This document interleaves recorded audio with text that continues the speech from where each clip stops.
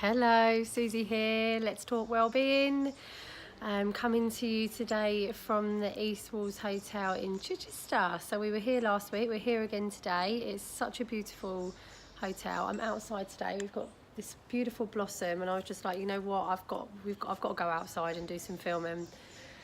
So this is wisteria apparently, and it's just amazing, and it looks beautiful. So yeah, we're outside. And I thought we'd come live today, and the East Walls Hotel have kindly let us use their hotel to do some filming. I'm hoping to go live, but until we get 1,000 subscribers to YouTube, I'm going to have to film and then pop on there. No editing, it'll just be as it is, a live stream. So this is all exciting. Today I said we'd come on and meet and talk about how being your authentic self can help you with being more productive and actually working like less busy, basically. So you'll be more productive and less busy.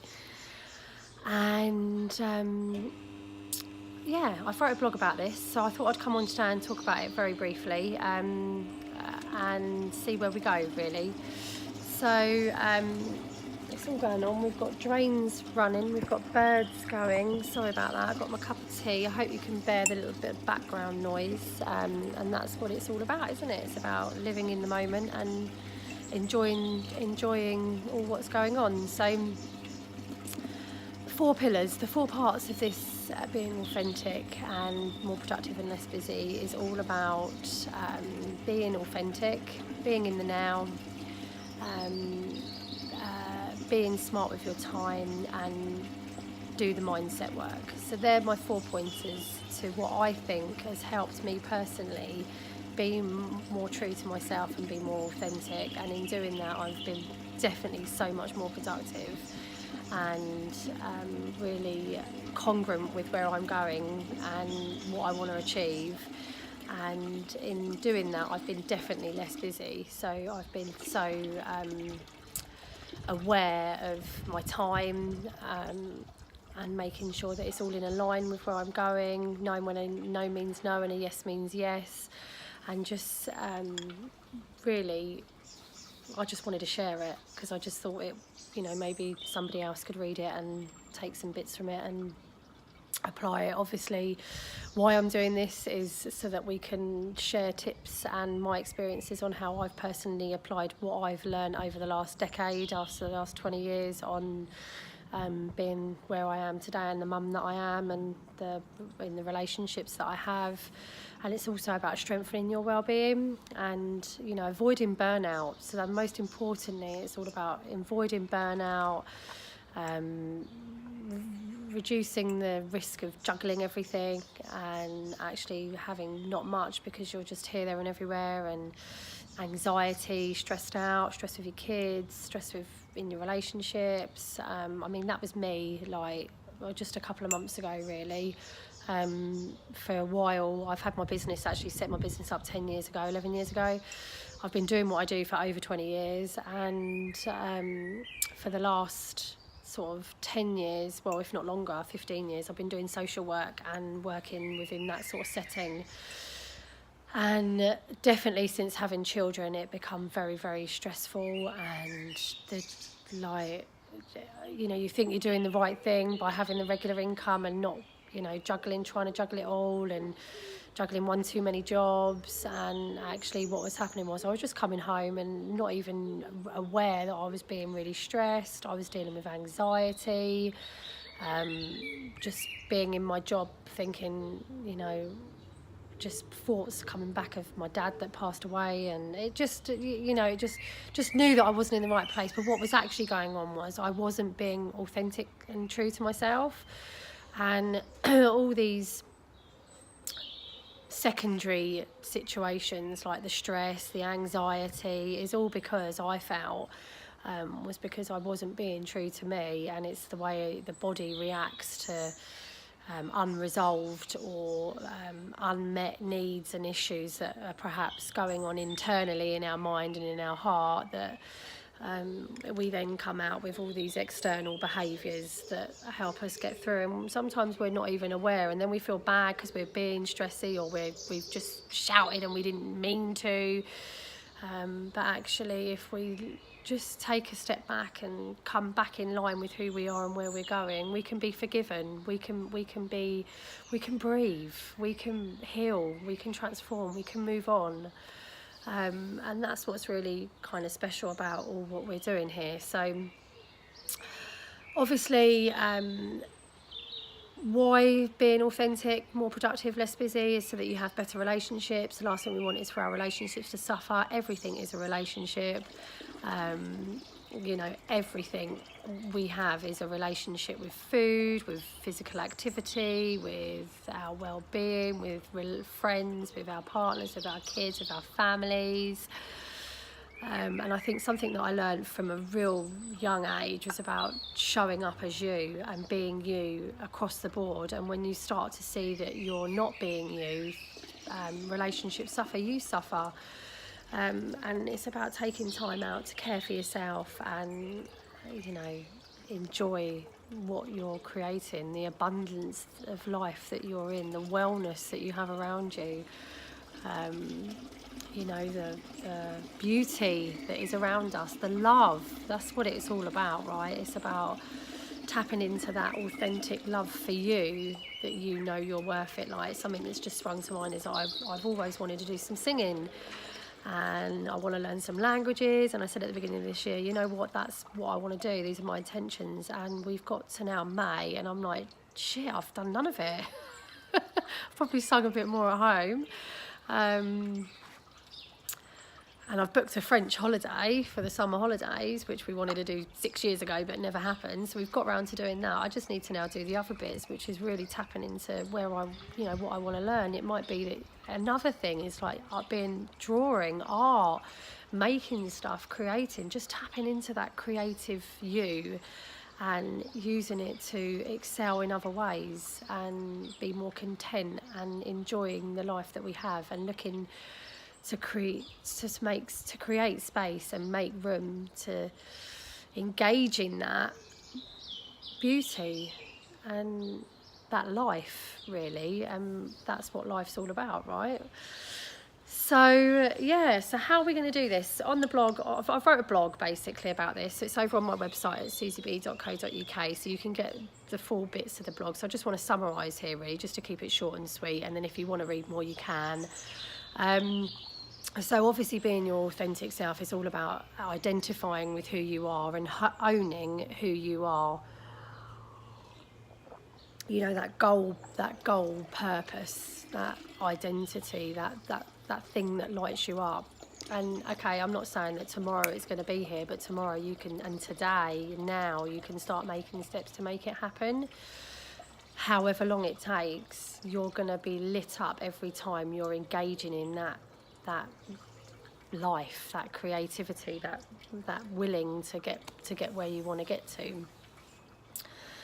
And be true to yourself, really. So that's what the authenticness is all about: owning who you are, loving who you are, all of it. You know, no blame, no shame, no, you know, fault, nobody's fault. It's just owning confidently who you are. And I think, you know, we're it's all about, you know, owning who you are, no blame, no shame. I was going to say something then, but it's just gone. How annoying. And really just looking forward to the future. I mean, when we sometimes get caught in thought, this is what I was going to say, when we sometimes get caught in thought, we've only got the thoughts of the past to get caught up on, and then we can dream of the future and fear the future, but we don't really know what it's going to bring. We can just set the seeds to create what we'd like to have in our life. It's a bit like this, really. I said, I'll come on live, set myself a challenge, didn't I, the Freedom Challenge, and hopefully quite a lot of you come along with that. And then it was like, right, well, I'm going to start coming on live like once or twice a week and just seeing where it goes. And here we are. Haven't got a clue where it's going to go, but it's exciting. It feels exciting. I'm able to reach more people, drop seeds, inspire, motivate, give people knowledge that they can strengthen their own mental well-being, end the stigma, you know, having that wellness from within and creating a life from within, healing ourselves, loving ourselves, then everything else has a roll-on effect, really, and life becomes easier, more effortless, more fun, enjoying. You know, we haven't got to be caught up in our heads and our own past experiences. It doesn't need to be that way. So it's about being authentically you and being in the now. That's the second part of the pillar. The part of the post is about being in the now and enjoying the moment. Like, you'll never regret being in the now. You might regret looking on your phone for an hour or actually being here but thinking about 101 other things, and you'll never regret being in the now. So sort of clear the baggage, work on the baggage. The bird agrees.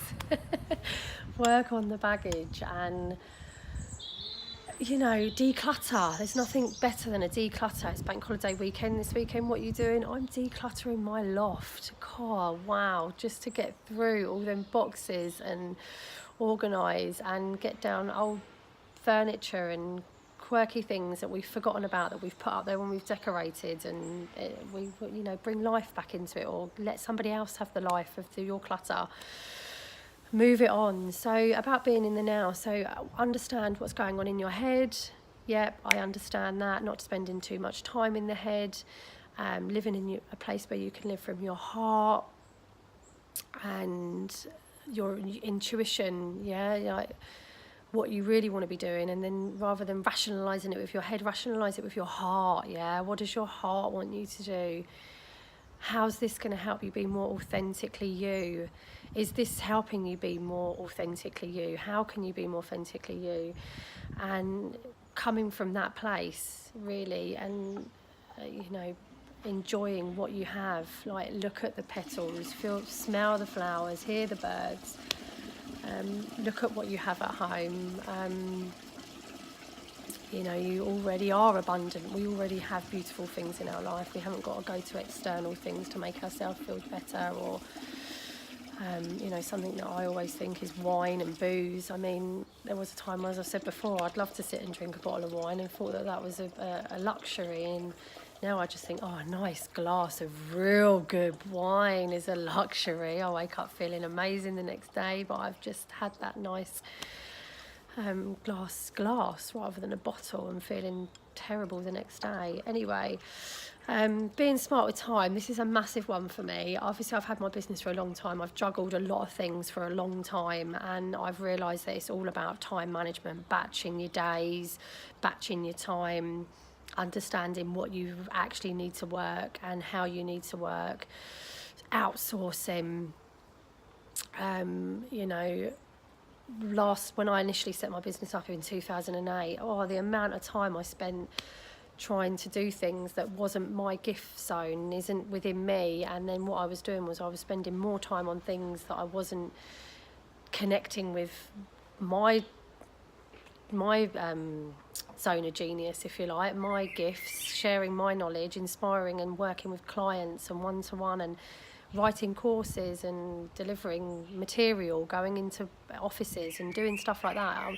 I was doing less of that and more of the other stuff, and it was like, this is wrong. So this time round, obviously I left my part-time job in March, so this time round I'm being really conscious, and I've kind of programmed in certain days that I want to work, how many hours, when I can do night calls, when I can work all day back to back on coaching calls, when I can do this, when I can write a blog, and you know, I've programmed it all in. When I need help with editing my blog because my spelling is atrocious, when I want to run a course, a group course, which is obviously really powerful online, and how that's going to be, putting it in my diary, really programming it in. I mean, multitasking is actually a myth, guys, so do not think you can do it. Whoever made it up is absolutely created a right nightmare, if you ask me, because we can't do it. We can only be in one place at one time. Our brain can actually only focus on 5 bits of information at one time. So whether that's hear, smell, sense, feel, it can't process more than 5 plus 2 minus 2 pieces of information at one time. So it's bonkers, this multitasking. So doing that, and then obviously the last one of it is the 4 pillars, which is the mindset work, and it's obviously going into the knowledge that your mind is your greatest asset, and actually, you know, leverage it, use it, work with it. Spend 30 minutes in the morning, 30 minutes in the evening before you go to sleep. Do not look at your phone, you know, do some mindfulness work, do some meditation, do some reading, do some listening to podcasts, audio books, do whatever you want to do that's going to inspire you, that's uplifting. You know, there's nothing worse than reading a scary book or watching a scary horror before bed. If you're anything like me, hypersensitive, I just can't do that. I'll be scarred for weeks, let alone that night. And really leveraging on that, and getting in your daily routines, exercises, walking, counting your steps, eating your nice food, nourishing your soul. I'm doing at the moment the 800 diet, which basically you eat over less hours and you fast, and you can only have like lemon water or herbal tea in the morning, herbal tea.